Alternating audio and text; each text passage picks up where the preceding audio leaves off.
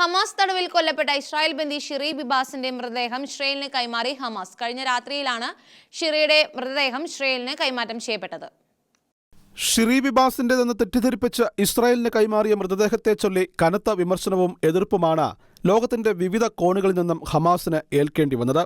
Hamas കരാർ ലംഘിച്ചുവെന്ന് പറഞ്ഞുകൊണ്ട് ഇസ്രായേലും മുന്നറിയിപ്പുമായി രംഗത്ത് വന്നിരുന്നു.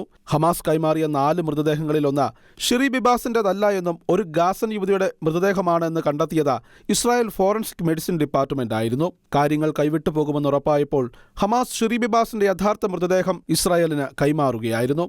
വെള്ളിയാഴ്ച രാത്രിയിൽ ഗാസയിൽ നിന്നും ഷിറി ബിബാസിന്റെ മൃതദേഹം ഇസ്രായേലിലേക്ക് തിരിച്ചയച്ചതായി ബന്ധിയാക്കപ്പെട്ടവരുടെയും കാണാതായ കുടുംബാംഗങ്ങളുടെയും ഫോറം അറിയിച്ചിരുന്നു.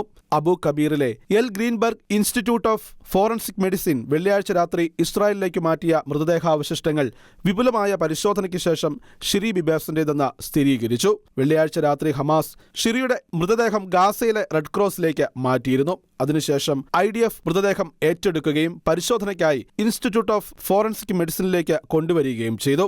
DNA ലാബോറട്ടറി ടീമും ഫോറൻസിക് ഡയറക്ടർ ഡോക്ടർ ഷെൻകുഗലും ഉൾപ്പെടെയുള്ള വിദഗ്ധ സംഘമാണ് പരിശോധനാ സംഘത്തിലുണ്ടായിരുന്നത്. കഫീറിന്റെയും ഏരിയൽ ബിബാസിന്റെയും മൃതദേഹാവശിഷ്ടങ്ങൾ തിരിച്ചറിയാനുള്ള ചുമതലയും ഈ സ്ഥാപനത്തിനായിരുന്നു. ഷിറിയുടെ മൃതദേഹം വ്യക്തമായി പരിശോധിക്കാൻ കഴിയുന്ന തരത്തിലല്ലായിരുന്നുവെന്നാണ് ഫോറൻസിക് മെഡിസിൻ റിപ്പോർട്ടുകൾ പറയുന്നത്. അതേസമയം ഷിറി ബിബാസിന്റേതെന്ന് തെറ്റിദ്ധരിപ്പിച്ച ഹമാസ് ഇസ്രായേലിന് കൈമാറിയ മൃതദേഹം ഗാസയിലെ റെഡ് ക്രോസ് വഴി കൈമാറുമെന്ന് ഇസ്രായേലും വ്യക്തമാക്കിയിട്ടുണ്ട്.